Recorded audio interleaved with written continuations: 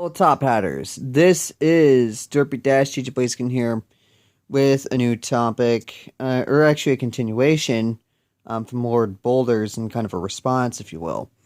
Because there was a new video on Top Hat's channel, entitled Top Hats and Airplanes, featuring Lord Boulder talking about game piracy and how sometimes it's the only option to get certain games.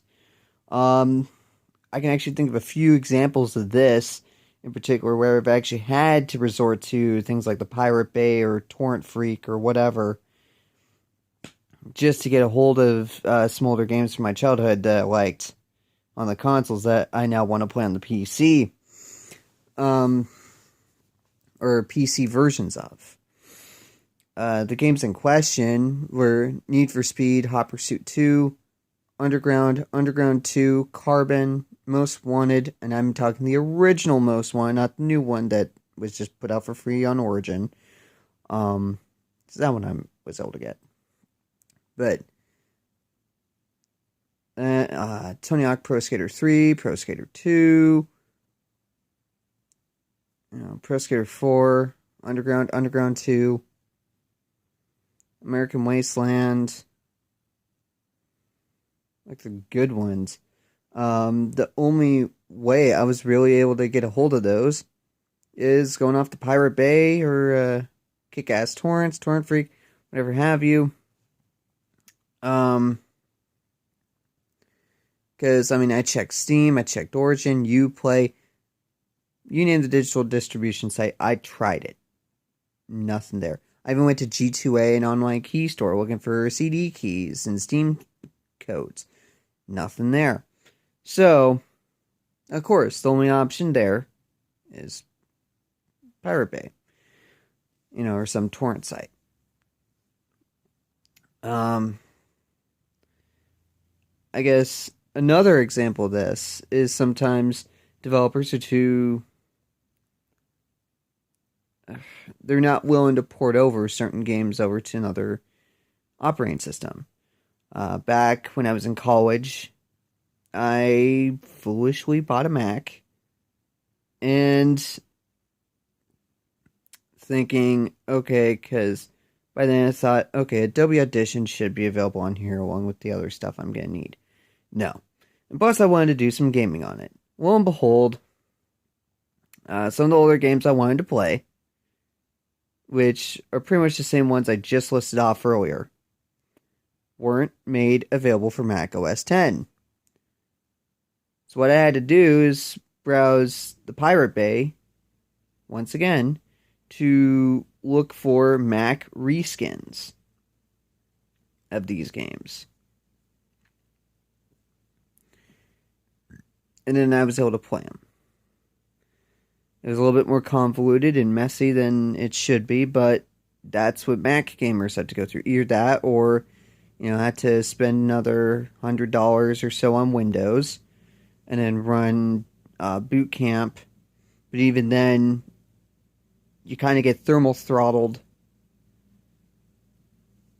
by the really crappy, I mean really fucking crappy,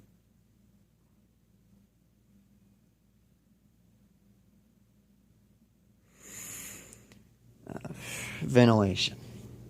Anybody who's owned a MacBook Pro through 2011 and now knows the suffrage I'm talking about. So with thermal throttle every time, which would screw up performance. So it was kind of a complete crapshoot trying to game on Windows with that thing, let alone Linux or anything else. But yeah, usually on that case, you have no other choice but that.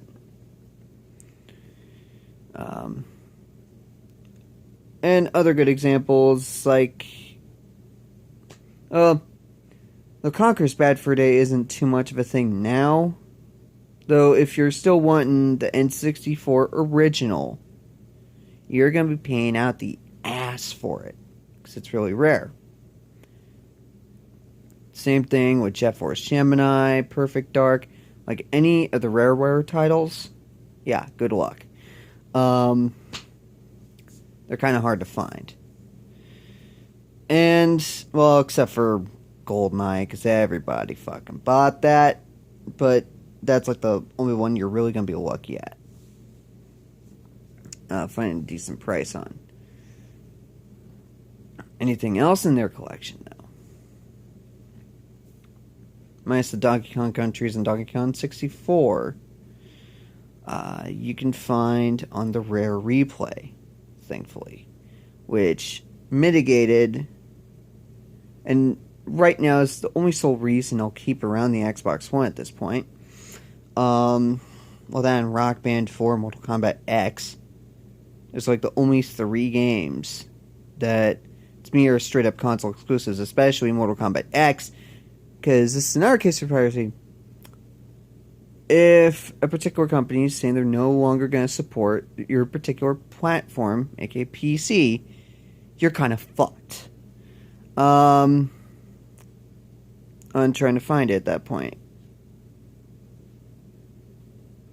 Though, yeah, Arkham Knight was kind of shit on PC. It wasn't any much better on console. Still had heavy frame drops, amongst other things, on the console version, so as console peasants, we weren't safe from that shit either. And to be honest, that's a game, really, WB, they fucked up so bad. Like, I know years past we said EA was complete shit. Oh no. WB is even worse. They're like total cancer in the gaming industry right now. So far, the only release they put out that was there was only 2 releases they ever put out that were actually satisfying. That was Mortal Kombat 9, where it was just called Mortal Kombat, and Lollipop Chainsaw. Those were the only 2 games from them. Then the earlier Arkham games, before Arkham Knight. Those were all good. So I don't know why, especially when PC has the bigger sales numbers. I guess it was since Arkham City and having a bunch of glitches and stuff there, and we complained. But that's still no fucking reason for them to completely ditch PC gamers when they're going to be releasing new content for Mortal Kombat X.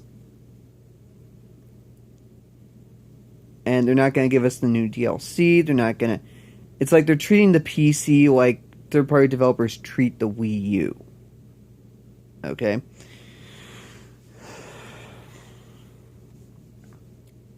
Which I'm kind of hating. And also, with these corporate slave fags going on about, and I'm mostly hammering at Crap Gamer, Zaire, Titanfall Princess, Iron Wolf, the whole crew, the fucking Big Gamer Small Talk or Big Gamer Small Testicles podcast, that really,